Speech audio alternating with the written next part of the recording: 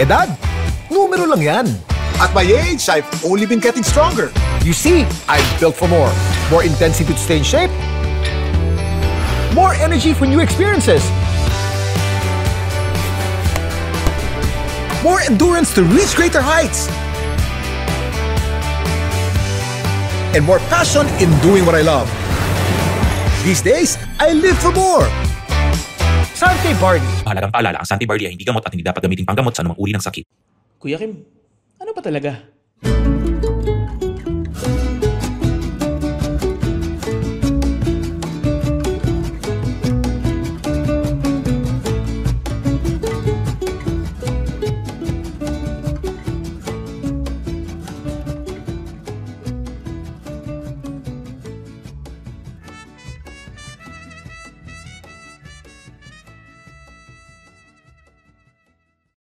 Magandang araw sa inyong lahat. Welcome to another episode of Ano Ba Talaga with Kuya Kim. Dito po sa podcast na to, we talk about anything under the sun. Any topic po, pwede po rito as long as merong takeaway. Pagkatapos nitong podcast na to, dapat inspired ka, natuto ka, may natutunan ka, at may nakilala ka.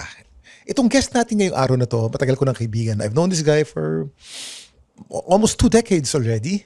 At believe ako dito sa taong ito because he's an achiever. He's a 4-time Philippine MMA champion, fighter to. Fighter Louie nga ang nickname niya sa amin eh. He's also a North Pole marathon finisher. But the interesting thing about him finishing the North Pole marathon, he's the only cancer survivor who finished one of the hardest marathons in the world, which is the North Pole Marathon. So he's a dear friend. He's very inspiring, and I'd like for you to join us in this conversation as we talk about his life and what drives him.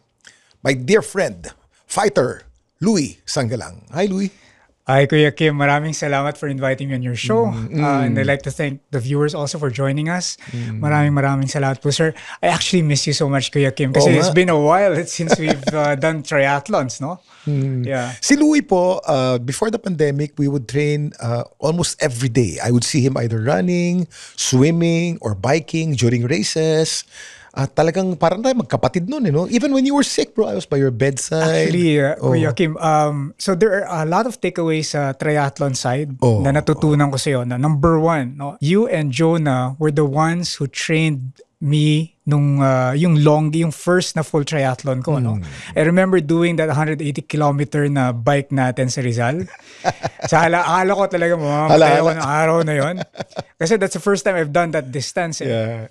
Tapos, I think the second takeaway na natutunan ko sa triathlon, sabi mo sa akin, Louie, pag lumangoy ka, sipin mo para kang natutulog or nananaginip, na it relaxes you, no? So, those two things, kasi yung swim was my weakest leg talaga in the triathlon event. So, yun talaga ang pinaka-takeaway ko sa mga ensayo natin, Kuya Kim. I remember those days, Louie. Alam mo, life was so simple. We just wanted to swim, bike, and run. That's true. The longest possible time. Kasama ko po si Louie. Naalala ko yung ride natin na yun sa Hala-Hala. Inabot tayo ng mga 7 oras na walang tigil sa bisikleta. Correct. Tapos, ang kalaban natin noon, boredom eh. Boredom. Hindi yung pagod eh. Kaya ng katawan natin eh. Pero yung utak natin, ayoko na. Pero alam mo, ang swerte natin nun, Kuya Kim, kasi I don't think naflatan tayo the whole ride. Yeah. It was a perfect ride. Yun nga lang, matagal. Nakakabato. Pero Louie, when I saw you kanina pagpasok ko sa dito sa The Pod Network, sabi ko, fit na fit si Louie, ha? You're looking fit, mukhang bata ka ngayon, mukhang happy ka ngayon. What has Louie Sangalang been busy with nowadays? Well, it's a very interesting question, Kuya Kim, no? Kasi actually early part of this year, no, I've decided kasi to leave corporate and start my own businesses. Tapos nagkataon doon sa time na yon na na ini-establish ko yung mga negosyo. A friend of mine actually invited me to go to his resort here in Pangasinan. Sabi niya, Louie, this is a really nice resort I built for myself, for my family. What can we do here? So sabi ko, well, you want to do an MMA event, no? Kasi I'm part of an MMA production called Zeus Fight League. Sabi ko, sabi niya, sige, we can. But, sabi ko sa kanya, you know what, Joe? His name is Joe. Sabi ko, Joe, you know what? Why don't we do a jiu-jitsu event first? No? Jiu-jitsu event. Okay. No? So ito yung nagbabrason kayo, nagbabato kayo. So basically, it's... dalawang lalaki nag-aamoy ng singit. Well, Pwede. Ano, isingit tapos Kilikili. Kilikili. Oh. Maliban doon, it's basically two people trying to submit each other. No? Of course. So I'm just parang- kidding to all the jiu-jitsu fans there. Ay, huwag kayong ma-offend. Biruan lang yun. Biruan ng dalawang magkaibigan po yan. Believe po ako sa mga jiu-jitsu fighters. No, pero ang nangyayari talaga, so unang-una nagkakaroon talaga ng misconception kasi nakikita sa jiu-jitsu puro yakapan no? Kasi ang nangyayari, since gusto mong makasubmit, gusto mong masakal, gusto mong put your opponent in a position na masasaktan siya, tapos magtatap out siya, susuko siya. Talagang merong maraming physical contact. Kaya yung ibang hindi nakakaintindi ng martial arts ng jiu-jitsu, iniisip na medyo medyo parang hindi siya masyadong panlalaki. Parang tunay na lalaki na sport. Romantic. Medyo ganun po yung dating. So I don't blame them. Hindi ko sila masisi until masubukan nila. No, pero that start of the year, yes, we did a jiu-jitsu event in Pangasinan. It's called Rapple Island. Tapos after that, I told myself na, sige, maybe I should go back to sports, no? So sabi ni Kay, yung wife ko, sabi niya, okay, so what do you want to do? Sabi ko, you know me, ba? Gusto ko competitive ako. Pag bumalik ako sa jiu-jitsu, sa martial arts, I'm sure masasaktan ako. Kasi yung martial arts, kahit anong gawin natin. No, this is the difference between competitive sports na may contact tsaka yung non-contact tulad ng triathlon. Yung may contact kasi, while may control ka sa sarili mo, wala kang control dun sa opponent mo. And whether you like it or not, masakit. Correct. Walang martial art na hindi masakit. Correct, Kuya Kim. At ang mahirap dito, kapag hindi nyo na-control yung isa't isa, ang mangyayari dyan talaga may injury kayo. There are worse scenarios that can happen. But on the other side naman, I always tell people, you think that martial arts and contact sports are, difficult. You try itong mga endurance sports kasi dito talagang yung utak mo yung kalaban mo. Sarili mo ang kalaban mo. Sarili mo, Kuya Kim. Teka muna, bago tayo lumawig, balikan muna natin yung pagiging MMA champion mo. Okay. 4-time MMA champion ka. Ano tong 4 titles na to? Philippine champion? I started martial arts kasi when I was younger, no? But I never really did it competitively after I survived cancer. So it was part of my recovery. When did you have cancer? I had cancer 2000. I was diagnosed 2000. I had my surgeries noong 2001. What kind of cancer was this? Cancer of the appendix po siya. Okay. Sa mga hindi familiar doon, kung kilala niyo si Audrey Hepburn, no? Yun yung kinamatay niya no? It's very rare. They say it's like 10% of the whole population gets that. The population nagkaka-cancer gets that. Less than 10%. And when I found out, di rin ako makapaniwala. No? But as part of the recovery process, ang sabi ko, sige, I'll take care of myself. I'll be the fittest person in the room wherever I go. So ang ginawa ko, bumalik ulit ako sa martial arts. I first saw the very first professional mixed martial event here. I think it was in 2001. No, 2001, 2002. And it was called the URCC, the Universal Reality Combat Championships. No? Okay. Nangyari doon is that I was invited to go there. So I watched it, no? And sabi ko, next year, nandito na ako sa taas. URCC. The URCC. Okay. It was also produced by my former coach, si Alvin Aguilar. And true enough, no, the following year, I was already competing there. No? Kaya siya naging 4-time kasi when I first competed, no, wala pang champion noong time na yun. No? So it was for the vacant belt, for the featherweight belt. Tapos I had to defend that like 3 or 4 times. And I was there, no, mabot sa point na parang sabi ko, siguro ito na yung magiging career ko. No? Nung nakilala kita before you got into triathlon, kaya ang pangalan mo, Killer Louie. Dahil alam namin fighter ka eh. At saka may following ka na nun. Kasi yung si Alvin na mentor mo, may following yan eh. Tapos meron siyang kalabang grupo, di ba? Meron. Very interesting ang martial arts na mundo, no? Kasi speaking of itong mga grupo-grupo na to, hindi siya bago eh. Even before, kasi if you look at the history of yung MMA, no? Yung pinaka-una talagang recorded history ng MMA, you can trace it to a sport called pancration.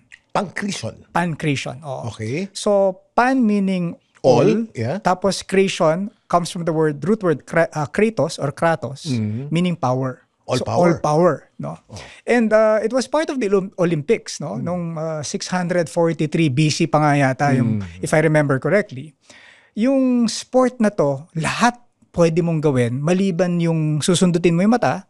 Tapos I think yung titirahin mo sa itlog, parang bawal yun. Pero ang ending niyan, kailangan patay o hindi naman? Hindi na- siya kailangan Submit patay. lang. Submit lang siya. Okay. Masubmit, ma-knockout o susuko yung kalaban. Similar to the rules that we have in MMA, modern MMA ngayon. Okay.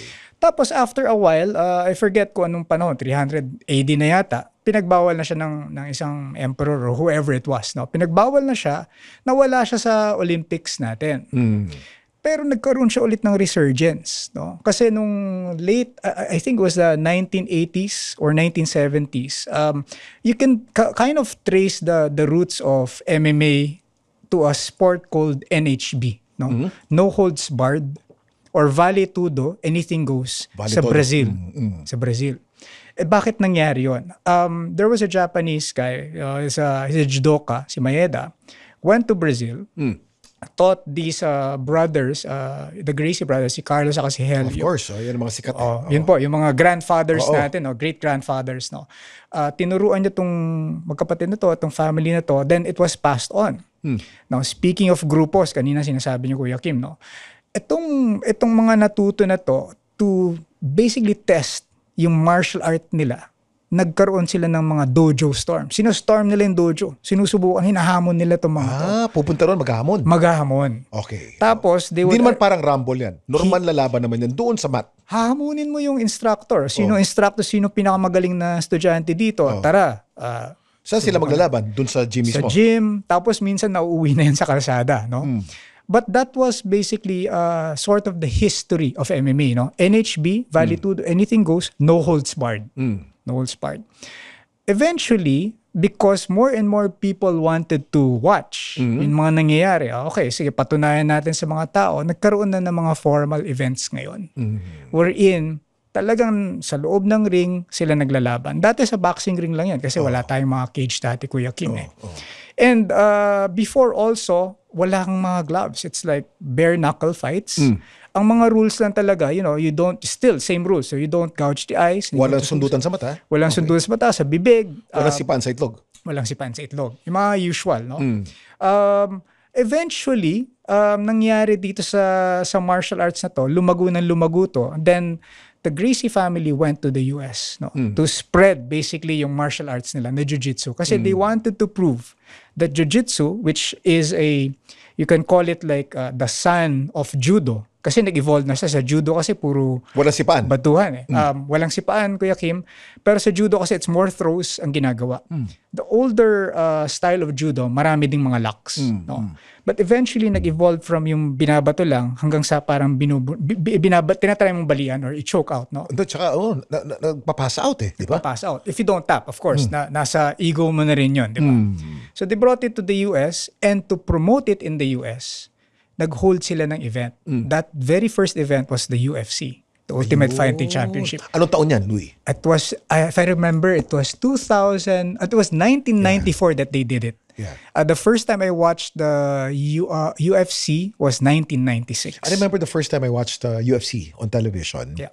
Nagpapatayan sila. Yes. Sanay ako sa boxing Yes. Ang boxing malinaw ang rules at saka naka-gloves. Correct. Ito nagsisipaan sa sa mukha, sumisirit ang dugo. Sabi ko, ano bang sport ito? We have to understand, di ba? Yung history kasi niya, gusto mong patunayan kung ano yung pinakamagaling na martial art. For the Gracie family, ang paniniwala nila, jiu-jitsu is the superior art. So ang gagawin namin, hahamunin natin iba't ibang mga martial arts ngayon para patunayan na The best kami. The best kami. So if you look at the format of the UFC, ang unang-unang mga naglalaro dito, you have a sumo wrestler. Yeah. You have a Muay Thai or a boxer Muay Thai athlete or a boxer na nando doon. Tapos, tatry talaga nila using their own art na talunin yung kalaban. May napanood ako Shaolin Kung Fu expert. Meron yan. Gulp.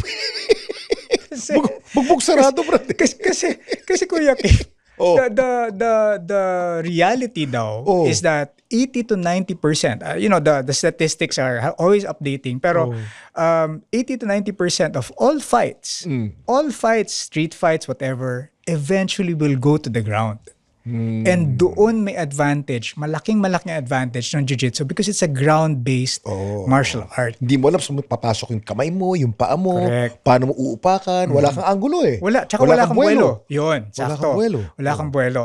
So, eventually, nung later parts of the UFC na, tapos napapansin na ng mga kalaban ng Gracies, no? Kasi they were so dominant. They were so dominant na parang for how many years, laging nagcha-champion si Royce Gracie. Yeah. Yung bunso na kapatid or bunsong anak ni Helio. And he wasn't even the guy who was supposed to fight. Ang dapat lalaban was his other brother called Rickson Gracie. Rickson Gracie. Siya yung nananalo talaga ng mga Vale Tudo dati sa Brazil. Nangyari, nagalit yung isang kapatid, si Horion, yun ang kwento, kasi tinuturuan daw ni Rickson yung mga ibang estudyante sa California. I think there's So parang why are you sharing? Parang similar to Bruce Lee's story, di ba? Why are you sharing family secrets Yes, to parang outsiders? Correct. Oh. So, Teka muna, what's Bruce's story? Bruce's story is similar to that. Nagtalo sila ng kanyang sensei, ng kanyang shifu. Kasi Yung taga Hong Kong, ang tawag sa ano yan? Yung one inch punch. Nagtalo sila kasi he was teaching, foreigners, the martial Americans. arts. Correct. Oh. So parang, and to me kasi, martial arts is a part of culture, parang pagkain, parang music. Diba? That you can share with other people. And in fact, there's to me, it bridges a lot of gaps also. Kasi once you understand how deadly, gaano kalupit ang isang tao, rerespetuhin mo eh. Ayaw mong makipagtalo sa taong to eh. Sabi nga nila, ang mga tunay na martial artist, hindi bibira. Unless mauna ka. Wawarningan mo muna, wag. Dahil pagka sinimulan mo, papatayin kita. Kuya Kim, ako I would say that they will de-escalate yung sitwasyon. Hindi nila, sige, laban tayo. Yan ang mga tunay na martial art. Parang you will de-escalate the situation. Syempre, nung bata tayo, parang gusto natin, patunayan, di ba? Yeah. Tigas ako eh. Pero as you grow more maturely into the martial art, you will de-escalate it because ayaw mong masaktan yung kalaban mo. Hindi dahil sasaktan ka lang niya. And meron din ako personally may paniniwala ako na kapag nasa sitwasyon ka na gano'n, minsan kailangan mo ring unahan. Hindi ka pwedeng masyadong nasa defensive side. I think a lot of people, ang ginagawa nila, nandun sila sa defensive side para hindi sila makasuhan din. Diba? Kasi hindi sila nagsimula. Correct. Oo. Correct po. Ano ang pinaka-challenging na sitwasyon na experience mo sa ring? Ang nangyari, Kuya Kim, I remember it was my second fight. No? Or the defense of my belt. No? And nangyari, during training, one of my training partners, I usually train with bigger guys kasi I'm not really a big guy myself. Diba? Parang nangyari, we were on the ground, tapos paggalaw niya, nasiko niya yung ilong ko. Nako. Oh. So, nangyari, I had a hairline fracture sa ilong ko. Binalik ko kaagad eh. Nababalik yan? Kahit so yung bumaluktot ng konti. So binalik ko siya. And I remember, we only had like 2 or 3 weeks away from the fight. Yeah. Yun ang parang pinakamahirap. Kasi, nangyari, I didn't need to, we kept it a secret, no? Parang hindi namin sinabi na na-injure ako. Tinuloy pa rin namin. Tapos, nangyari dun sa laban, na-jab lang ng konti yung ilong ko. Bigla na sumirit yung dugo. Nako. Ang problema, pag yung dugo tuloy-tuloy sa ilong mo, hindi ka makakahinga masyado. May regulation ba yan na pag sobrang dami ng dugo, pipigilin ng referee? In modern rules ngayon sa martial arts, marami na po tayong, let's say, mga cases wherein the doctor would step in, tapos pwede na itigil. So, that's one. Yung parang sobrang dugo, masyado malaki yung punit, yung sugat, tapos it's a risk already. No? Pero balik tayo sa'yo. So, yung sa laban mo, sumisirit ng dugo ngayon. And then what happened? So, nangyari, I was fighting a boxer, no? So, nung tinamaan yung ilong ko, immediately sabi nung team ko, kailangan ko daw siya i-take down, kailangan ko dalhin sa ground, and finish him there. Para hindi siya makasuntok. Para hindi na siya Dahil makasuntok. pagka nabalikan ka sa ilong, sisirit ang dugo. Correct. And Kuya Kim, ako, nung bata-bata ako, parang sabi ko, gusto ko makipagsabayan dito. Kasi iniisip ng mga tao, ikaw siguro, dahil, nag-jiu-jitsu ka, diyan ka lang magiling, di ba? Gusto ko patunayan na, kasi my first sports were actually tangsudo, boxing, and I also did a bit of wrestling. So sabi ko, gusto ko makipagsabayan dito. Sabayan tayo. Sabi lang, don't be stupid. No? Kaya importante, you think that yung fighter, nag-iisa siya sa ring or sa cage, diba? Hindi. Nakikinig yan. So you have to have that self-awareness or spatial awareness na nakikinig ka talaga dun sa corner mo. So, nung sinabi nila yun, I have to take the guy down, and knowing that he had a boxing background, wala siya masyadong alam sa grappling, tinapos natin siya doon. But it was so difficult kasi he was so strong, and I was breathing through my mouth. And I remember that was, I think, the fight, my longest fight. Kasi noong time na naglalaro ako, 3 by 10 minute rounds yun. Yeah. Ngayon kasi it's 3 by 5 rounds na lang. 3 rounds by 5 minutes. Yeah.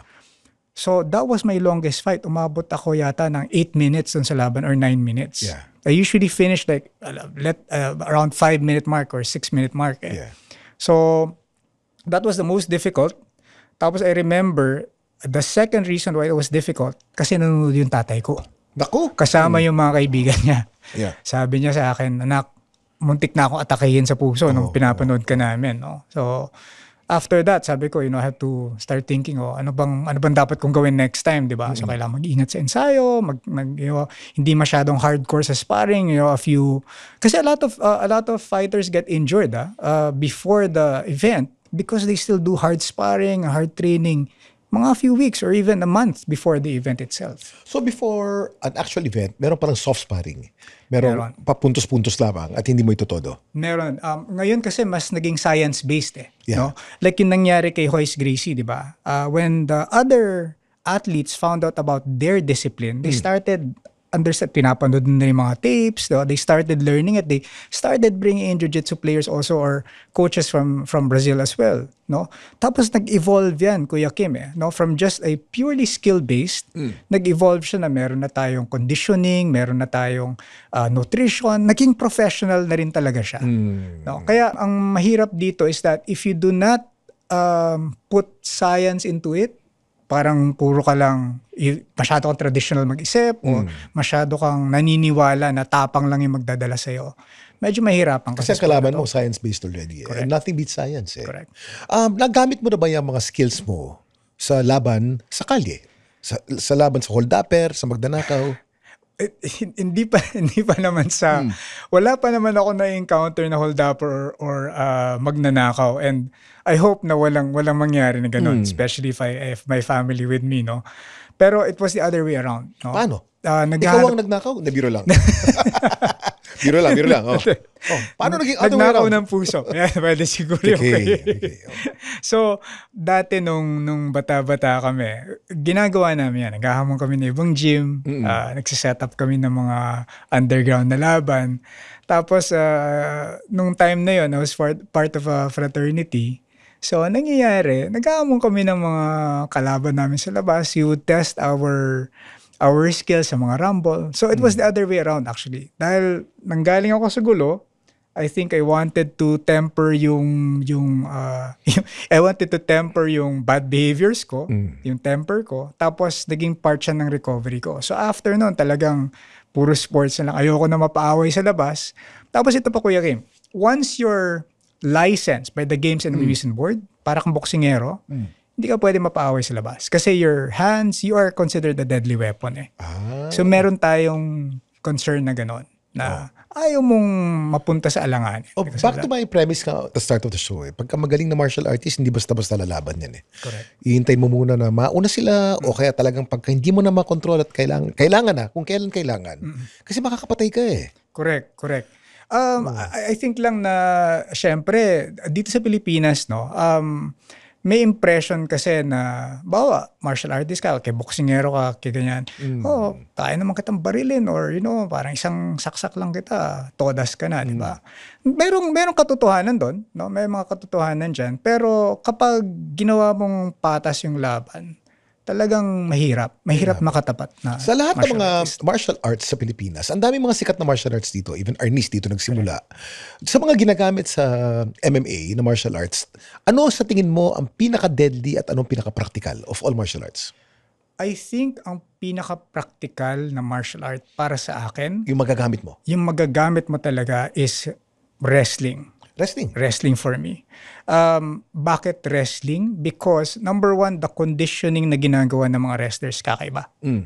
Iba ang Ito yung Greco-Roman wrestling. Greco-Roman wrestling, freestyle wrestling. Hindi yung wrestling na WWF. Well, interestingly, Kuya Kim, maraming athletes doon na talagang galing sa mundo ng Bro, very amateur wrestling. Very athletic ang ginagawa ng mga yun eh.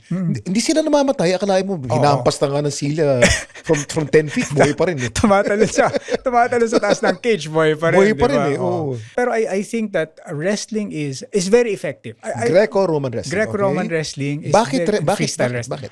Kasi wrestling, number one, yung conditioning na nakukuha mo sa wrestling, talagang top-notch siya. Muscle conditioning. Muscle conditioning. When I used to train with the Philippine wrestling team, no, yung mga macho doon na lalaking tao, hindi mo makakapaniwala na tumatumbling, nagsa-somersault. Aside from the strength, there's a lot of flexibility. Marami kang makikitang movement sa kanila na hindi mo iisipin na parang pag nakakita ka ng, for example, like a bodybuilder, di ba? Alam mo, hindi kayang tumambling-tumbling, hindi kayang mag-split. They can do that. They were very fast, they were very explosive. No? On the skill side naman, the beauty kasi of, for example, of wrestling, it's a very old sport. So yung mga skills na nakuha natin from wrestling, all the way down yan from the older wrestlers of the Roman era pa, di ba? So the techniques have been refined so far. It allows you to actually lift the guy up, pin the guy down without doing so much damage. So, pwede mong gawin sa magnanakaw? Pwede mong gawin sa magnanakaw yan. Now, ngayon, syempre, ingatan mo na lang na yun nga, kung meron siyang sandata, bigla kang saksakin, whatever, di ba, o barilin, kailangan mo ingatan yun. However, what is missing in wrestling is yung, I would say, yung distance management. Diba? Distance management in terms of closing in, taking him down, tapos, pin him on the ground. Yes, very effective yan. No? Pero the distance management na susuntok-suntokin mo, sisipain mo, wala siyang ganon. Kasi kung ang labanan, malayuan naman, talo naman ang wrestler nun. Paano kung backboxingero ang kalaban mo, paikutan ka? Pwede. But surprisingly, for the longest time in MMA, no, kahit sa UFC, lalo sa UFC kasi that's the top promotion in the world, no, pagdating sa MMA. A lot of people or a lot of athletes who've dominated the respective weight classes, ang base nila talaga is wrestling. Wrestling talaga. Then they picked up boxing or striking along the way. Yeah. But a lot of them talaga were really wrestlers. Sa loob ng MMA ring, ano ang pinaka-weird na kombinasyon ng dalawang martial art and ano ang mananaig? Pareho nung binanggit natin kanina, Shaolin Master versus wrestler. Talo si Shaolin Master. Napakagandang tanong yan. Di ba? Maganda. Anong magandang kombinasyon at sinong mananalo? Ang napanood ko na medyo weird para sa akin, Capoeira. Capoeira? Ito yung Brazilian na may pagkasayaw-sayaw. Sumasayaw-sayaw, no? Capoeira, tapos yung kalaban niya was, a mixed martial artist. I think yung base nung martial artist na yun was Muay Thai or kickboxing. So, syempre isipin mo, di ba, Capoeira, sumasayaw-sayaw, puro sipa ang ginagawa, no? And for a while, it was an underground martial arts by the slaves in Brazil din daw, no? Kaya dinadaan na sa sayaw para matago. Parang yan ang arnis natin, kali. Correct. Stick muna, kunyari sayaw, pero actually swordplay yan eh. Correct. So ito, natin doon. sayaw-sayaw kunyari, pero nagpa-practice na ng martial arts yan. Yes. So, I actually was betting on in my mind, I was betting on the other guy to win, no? And lo and behold, ang ginawa nitong Capoeira, I don't know what you call them. Capoeira artist. Capoeira artist, no? So, ang ginawa niya, sumugod siya, tapos tumambling siya na isa, tapos yung pangalawang sipa niya na akala mo hindi tatama dun sa guy, tumama solid sa mukha. Parang yung in-axe kick yung, the guy was knocked out, cold. Galing. Because it's unexpected. It's unexpected. Paano mo sasagutin yung sayaw? Correct. Di ba? Kasi kung pinormahan ka ng sisipa, alam mo paano sagutin eh. Sinayawan ka eh. tsaka ito yon. Yung suntok kasi, di ba, na pagparating sa'yo, or parang pag nakikita mo yung suntok na bibitawan na, pwede kang sumangga eh. Ito kasi yung buong katawan mo, yung nagdadala ng sipa, paano mo sasanggain yung buong... Galing, ano? So, I was blown away kasi sabi ko sa sarili ko, hindi lang pala sayo to, talagang may practical application tong sayo na to. Yun ang pinaka-weird, Kuya Kim, na napanood ko. Aside from yung sinasabi mo yung Shaolin. But you know what, that Shaolin guy, ang kwento daw doon, hindi daw totoong Shaolin yun eh. Parang ano lang daw niya yun Gimmick lang. Gimmick lang niya yun. Bubog sarado, brad. Ayun lang. Kawawa naman, Ayun lang. lolo pa naman. 70 na yata yun eh. Correct. And I mean, no offense sa mga nagpa-practice ng Tai Chi, 'di ba? Kasi ako, I grew up watching Kung Fu movies eh. Paborito ko yan. Oo. Kahit Snake in the Eagle Shadow, Drunken Jackie Chan, Master, yes. Jackie Chan. Naku, Once Upon a galing. Time in China, 1, 2, 3, 4, 5 hanggang 10 siguro, no, kay Jet Li. Paborito ko yung mga yan. Tayo kasi, pag nakikita natin na visually stimulating siya, akala mo totoo. Siyempre, bata ka, gusto kong gawin to. Tsaka kinokopya yung hayop. Correct. Monkey monkey style. Pero may logic, di ba? Isip mo parang yung tigre tsaka yung let's say yung agila, ay, paano magkikita yung dalawang yun, di ba? Sinong mananalo? Cinematic, very cinematic. Yes. Okay, Louie, based on your experience, ano ang pinaka-useless na martial arts sa buong mundo? Mayayari ako nito. Pero sige, I think ang pinaka-useless na martial arts sa mundo, yung tinatawag nilang no-touch na martial arts. No touch? May No ganun ba? touch, may no touch. Kanta ni Mike, kanta ni Mike Hanopol yan eh. Ang nangyayari sa no touch is that, halimbawa, paparating ka pa lang, di ba? Parang, kunwari, mag-hadoken ako sa'yo, parang ganun sa Street Fighter. Hadoken. So, mangyayari, titigil ka, tutumba ka, mangingisay ka. May mga ganyan. May totoong buhay ba yan? Facebook lang yan, Brad? Hindi kasi, Kuya Kim, yung sinasabi nila, di ba, tayo, may natural energy daw tayo. Yung chi. Di ba? Yung chi. Tapos for some reason, nalalabas daw natin yan sa katawan natin. And when that happens kasi, naniniwala ibang tao that you can channel that energy from your fingertips. Siguro tatawid siya ng ere tapos tatama dun sa kalaban. Yan ang pinaka-useless sa martial art. Yung no touch. Hadoken lang yan eh. O dun sa mga martial arts na totoo. Totoo. Ano ang pinaka-useless? Okay. No offense. Okay. Ito'y scientific observation lamang. Hindi mo magagamit sa tunay na buhay. I will not say na hindi magagamit. Okay. I would say pero weakest. Weakest for me. Okay. Okay. This is only for you. That's Walang okay, ano to. it's okay. Walang, And not, I will say it. No? I think the weakest form of martial arts now is yung commercialized na taekwondo. commercialized taekwondo. Commercialized. That's what they say eh. Kasi hindi ka rin makakaporma na sipang malayo eh. Kasi ang nangyari ngayon sa taekwondo, and if you look at the history of taekwondo, naging point system na siya.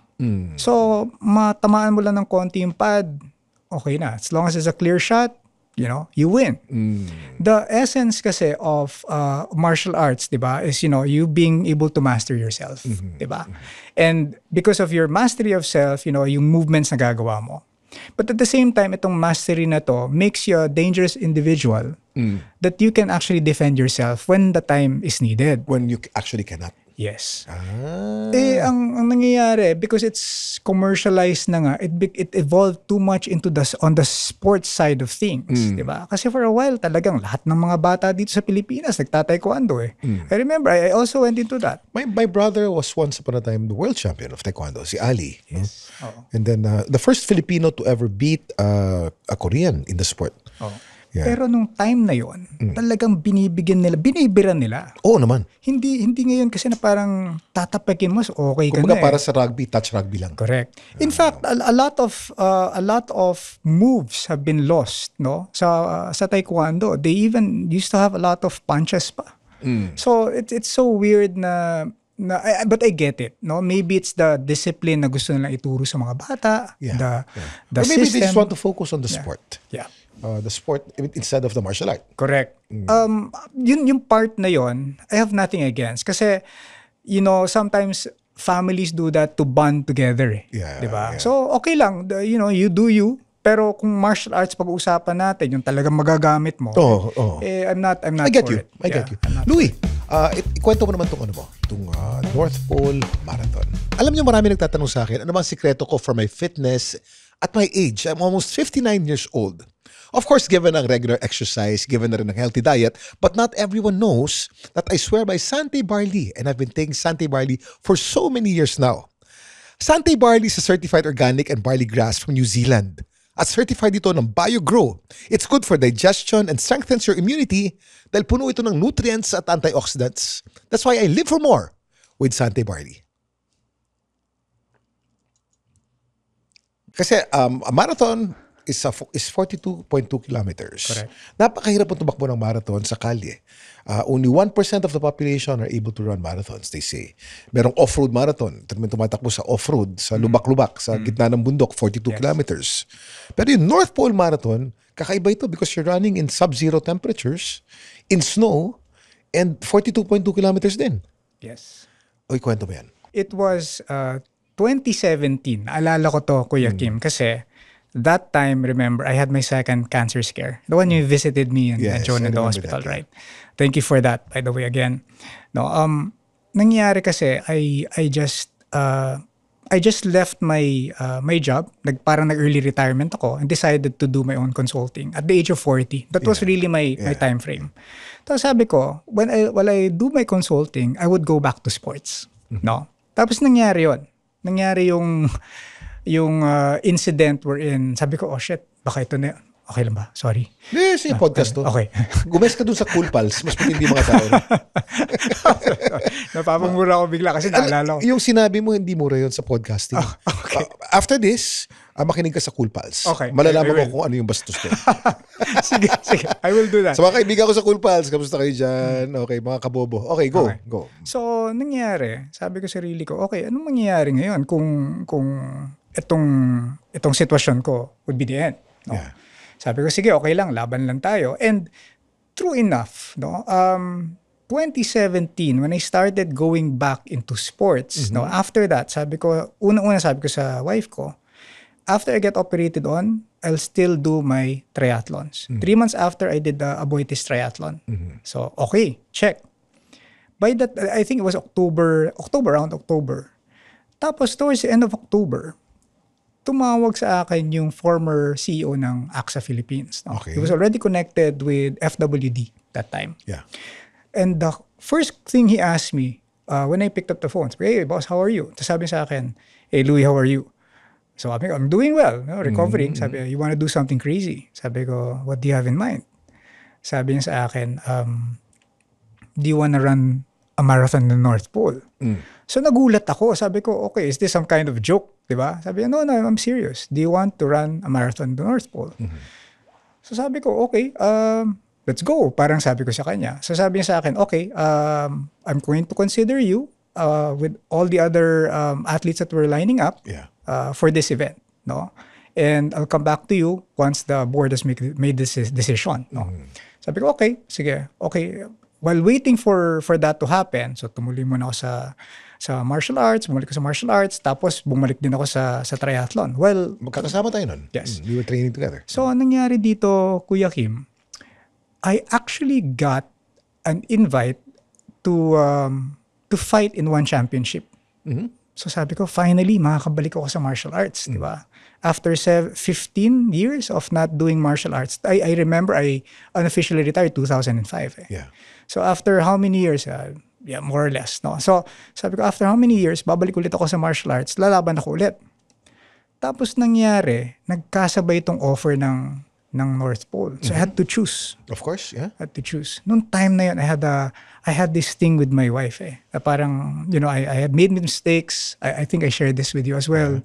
Diba? Nagkamali ako sa asawa ko. Tapos sabi ko, what would be the best way that I would be able to fix our marriage? Kasi yung time yun talagang naging solid na kaproblema kami. Yeah. Yeah. So sabi ko, if I take this opportunity with one championship and I fight, sabi ko, then that's it. It's just me. Yeah. But if I take the opportunity to run sa North Pole Marathon, sabi ko, I'll be able to spend time with her. Because what I did, Kuya Kim, I negotiated that as part of my deal. Nung napili na ako to run, as part of my deal, masama ko yung wife ko. May +1 ka. Oh. +1 ako. And true enough, that was a 3-week journey for me. No? Saan sa North Pole yung marathon? So, nangyari muna, Kuya Kim, to go to the North Pole kasi, ang tatawirin mo is you go to Norway. Norway? Okay. There's a place in Norway called Svalbard. Svalbard? Okay. Yeah. Svalbard is the point wherein you go to the North Pole. No? It's the farthest point, I think, in Norway.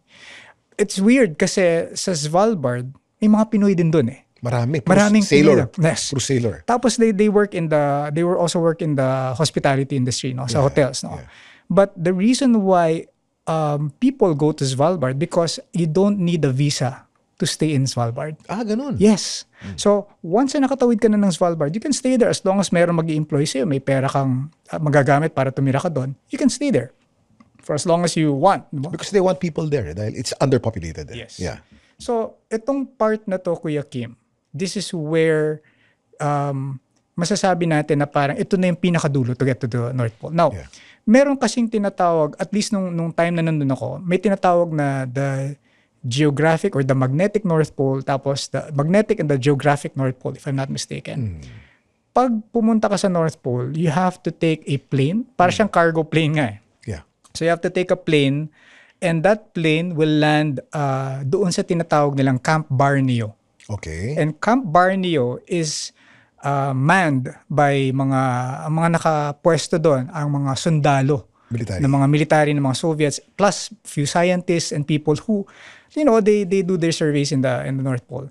And from there, ang nangyayari is that they maintain it, they look at everything else there. And sa side namin, we're like tourists kasi may nag-organize ng North Pole Marathon. No? So they fly you in and they do the North Pole sa period na tinatawag nilang midnight sun. Okay. Hindi kasi lumulubog yung sun, no? Yeah. Araw, no?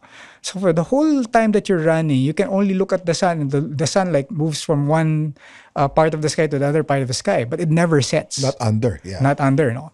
The plane will land doon sa Camp Barneo. So ang ginagawa na binobulldoze nila, ginagawa nila ng parang ng runway yan eh. Kasi wala namang infrastructure dyan eh. Wala at all, no? Yeah. And ang gagawin mo dun sa North Pole, you have to, they created this parang runway, no, not runway, this course. This tour, They created a 10-kilometer course, no? Yeah. 10.1. So you have to run that, or 10.05. 10.5. You have to run that like 4 times for you to complete the North Pole Marathon. 42. Anong klaseng surface yung tinatapakan mo? There, so meron kang tatapakan na snow, ice,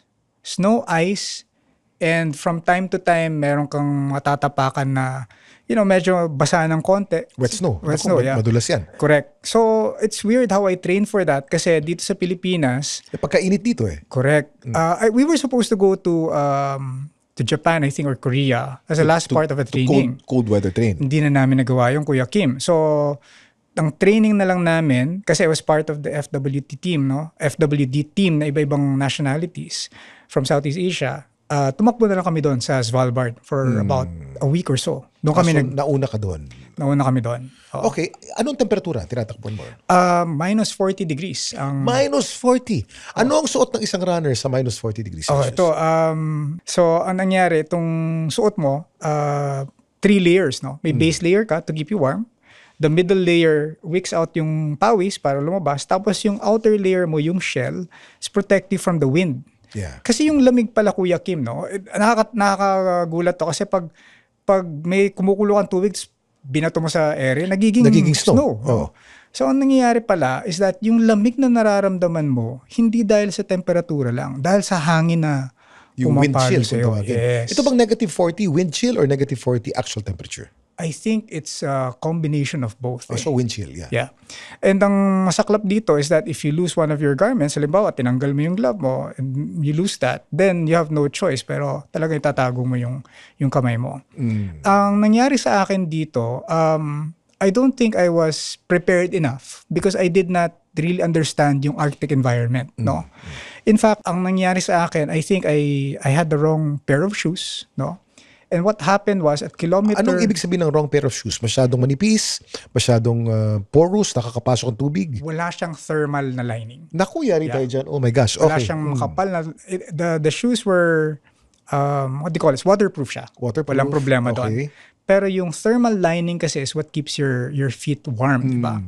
And nangyari is that sa North Pole, kapag nagsimula ng magpawis, that will immediately freeze. Pag nagpawis ka, magiging yellow yung loob. Magiging yellow yun. Naku. And interesting enough, no, nung pagdating namin sa Svalbard, I was actually thinking na, uy, bili kaya ako ng sapatos. Kasi I did my research No? But that time kasi, of course, we were sponsored. No? The sponsor could not give us the Arctic shoes. And I understand that there are limitations. Ako, I wanted to keep the part of the deal. Diba? They want to honor the sponsor, of course. So hindi ko binili yung shoes na yun. But nangyari, because my feet started freezing at kilometer 20. Kalahati pa lang, no? Nangyari, natapos na yung mga kasama ko. Buti na lang, yung isang kasama ko doon, ang nangyari, pinahiram niya sa akin yung sapatos niya. Pwede yun. So, nung hiniram ko yung sapatos niya, I would say na natapos ko yung karera dahil doon. Since solid yun ang pinakamahirap. Kung hindi niya napahiram yung sapatos, ano nangyari sa'yo? I would have stopped. Kasi the marshals would have stopped me. Kasi ang danger sa North Pole kasi are two things. Number one is polar bears. No? May polar bears? Maraming polar bears doon. The Arctic region is home to about 6,000. Nakakalat lang sila. Sabi nga nila, in the Arctic region, polar bears outnumber humans 3-1. Pati the polar bear kasi is one of the cutest of all the bears, but they're the most vicious. Kaya napapatay sa'yo Dangerous, no? Dangerous, so yung mga marshals, may mga baril sila. Lahat ng tao sa Svalbard, may mga baril. Paglalabas sila, one long, one short, ganun meron sila. Tapos the second thing that will kill you is hypothermia. Hypothermia. So once na nakita na ng mga marshals na meron ka ng signs of frostbite, sickness, yeah. Papatigilin ka nila. Frostbite meaning pilay-pilay ka na at nakikita nila. Alam nila yung pilay ng frostbite. Hindi na dumadaloy na maayos yung dugo sa katawan mo. May inspection, titignan ka. Titignan ka na and bin-observe. Kasi, Kuya Kim, it's 4 loops, di ba? Yung tent is heated. Warm tent yun What heats the tent is yung jet fuel. No? Kaya medyo may konting amoy sa loob Because jet fuel does not freeze, I think. At saka walang kuryente doon Correct. So, paano mo...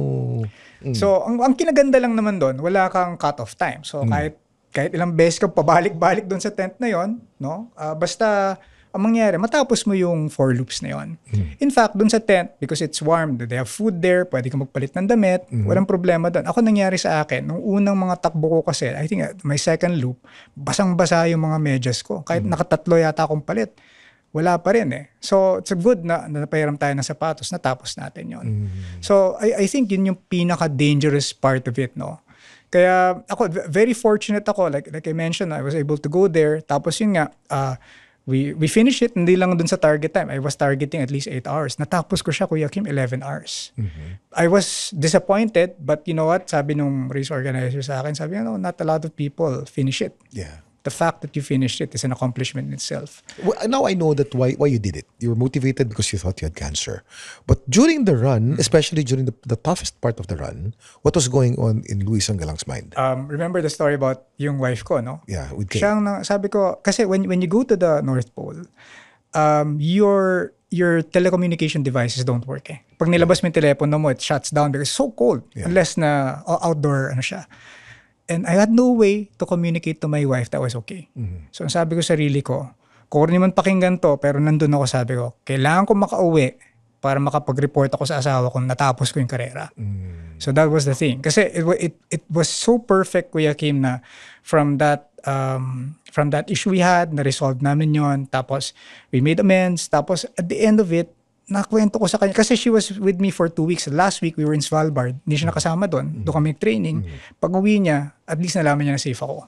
So yun talaga yung tumapos na. I had to finish it to tell her that, hey, I'm okay. So ang nasa utak mo, si Kay? Siya lang talaga Yun ang inspirasyon. Yun lang talaga. Yung time na yun, Kuya. Wala na akong maisip. Kasi pag nandun ka, tapos napapaligiran ka ng snow, nakaka-disoriente. Oh, puro puti. Puro puti. So, tapos ubod ng lamig. Hindi mo alam ang direksyon mo saan ka pupunta ron So, anong nangyayari, Kuya Kim? May mga markers sila, yung mga flaglets, di ba? Mga flags. Tapos, towards the course of the race, parang natatabunan ng snow, wala. Ang palatandaan ko, pag nakita ko yung 2 helicopter nakapark doon, alam ko malapit na doon sa point, doon sa camp. No? So, pag nakita ko yon and it was so weird kasi may mga bundok ng snow doon tsaka mga ice, no, mangyayari, makikita mo lang siya pag brown mo ng corner. They made it in such a way na parang makikita mo lang yung helicopter pag naikot mo na yung loop.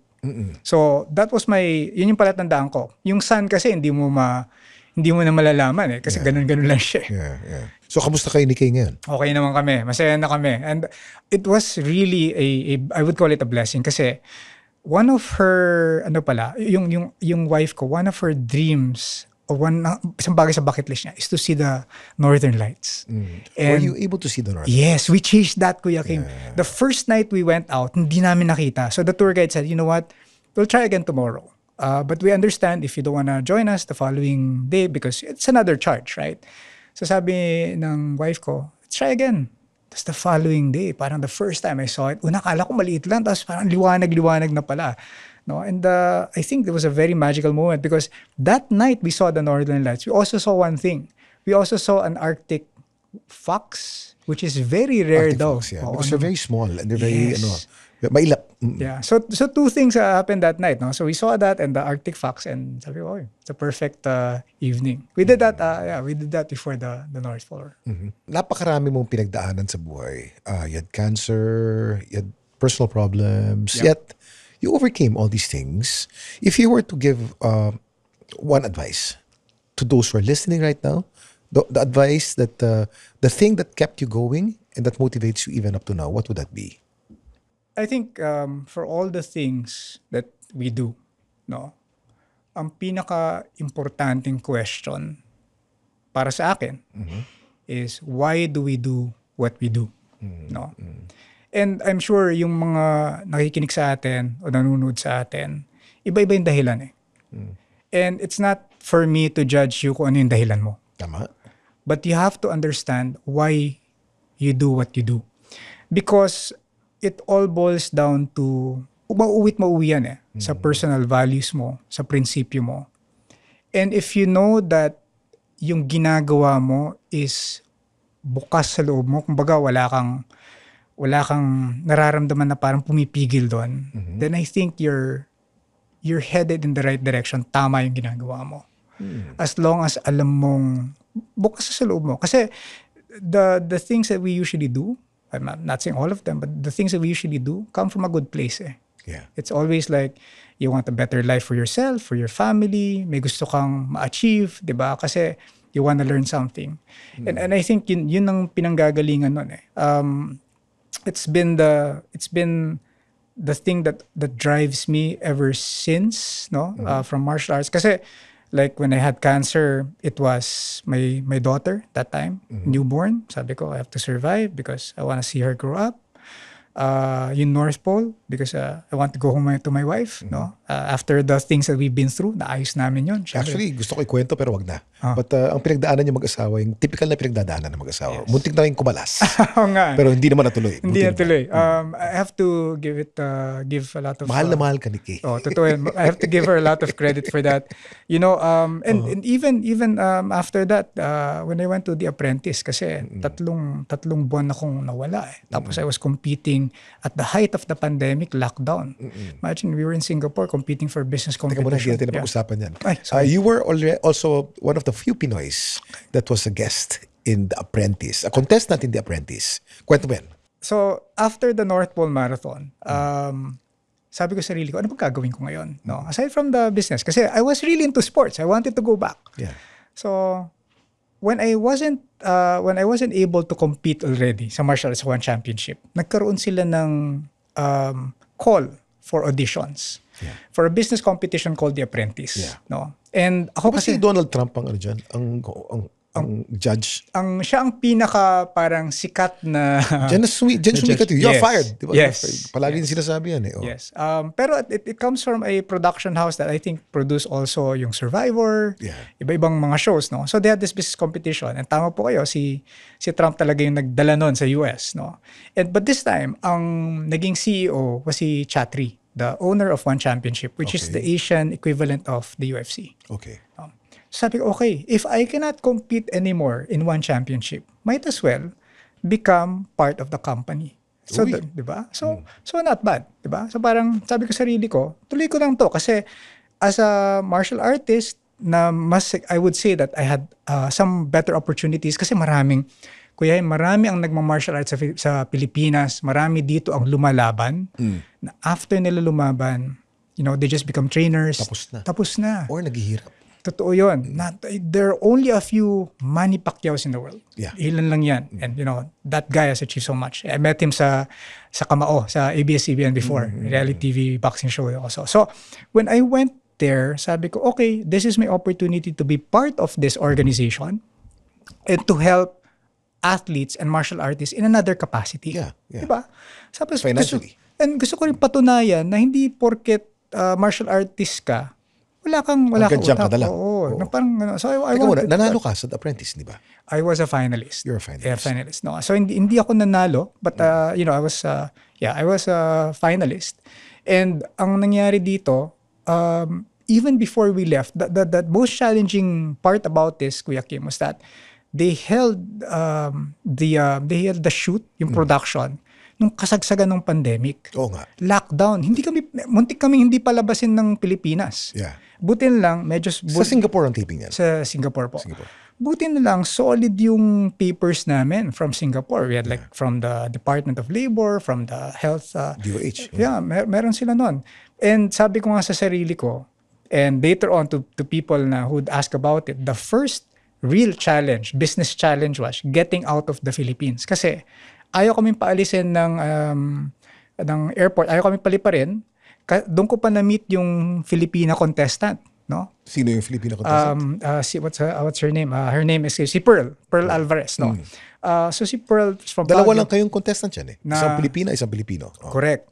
And Kuya Kim, she was never out of the country. Yeah. No, so sabi ko, paano kaya to? And immediately nakita ko na siya yun eh. Kasi dressed to the nine siya pumasok doon sa airport, talagang nakapustura, bis na bis.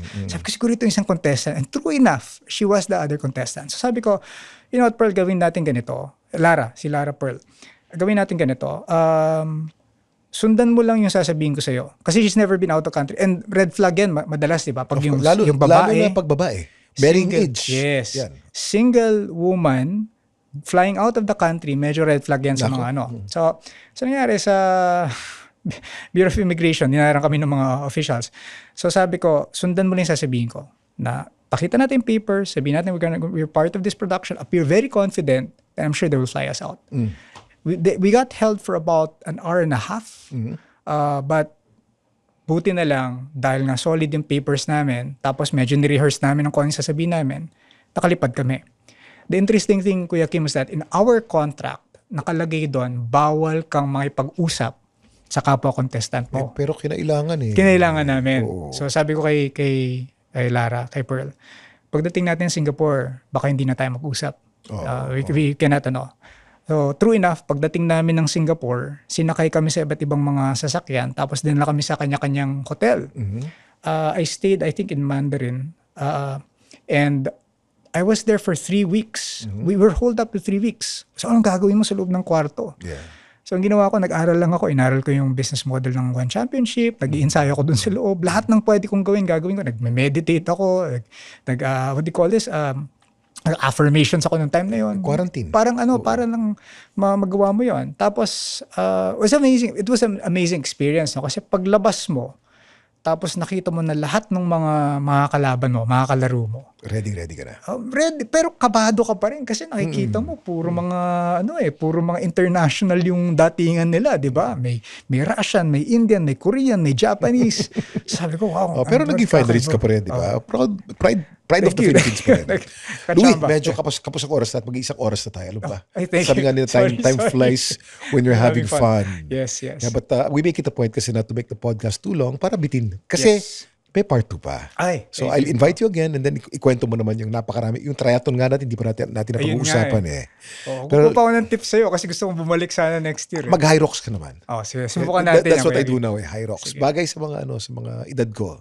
Pero I'm 20 years older than you, Louie. But again, it's so nice to have caught up with you. Nakita na naman kita. It reminds me of those beautiful years we spent together before the pandemic, doing triathlon, swimming, biking, and running, and just hanging out, having coffee. But Louie, I am so proud of you. I'm so proud to be your friend. I'm so proud of what you've achieved. And I'm so proud that you're part of my podcast now and everything that I heard. You always have been very inspiring. Thank you. Thank you so much, Kuya Kim. Ako dapat magpasalamat sa inyo kasi I know that after how many years na hindi tayo nakikita, it feels like, alam mo yung pagtotoong tao, totoong kaibigan, na kahit matagal kayo hindi nagkikita, pag nagkita kayo, talagang solid pa rin. Parang wala nangyari, no? Parang kahapon lang. Correct. Maraming salamat. Sa lalim naman natin. Louie, thank you. Thank you, Kuya Kim. Yan po, yan na naman. Isang episode na naman tayo ng Ano Ba Talaga with Kuya Kim, with Luis Sangalang. Sana na-inspire po kayo dito in this episode, in this podcast to talk about anything under the sun. If you liked it, meron po tayong 5 star dyan sa ibabaw. Press the 5th star. So, just to say that you like it. And kung di pa kayo nakaka-follow, press the follow button and the notification bell para alam po ninyo. We normally upload Wednesdays at 5 p.m. So maraming salamat for joining us. Magkita ulit tayo next week. This podcast is brought to you by Spotify PH and the Pod Network. And of course, Sante Barley. Maraming salamat and God bless.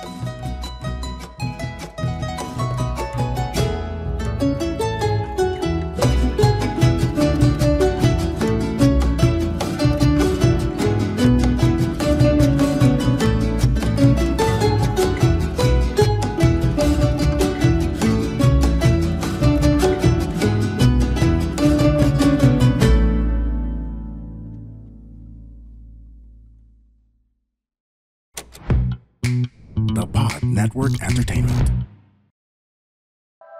The opinions of podcast creators, hosts, and guests are not necessarily reflective of the official stance of the Pod Network Entertainment, its hosts, or other network programs. The content created by the people behind the podcast is personal and not meant to harm any religion, ethnicity, group, organization, company, or individual.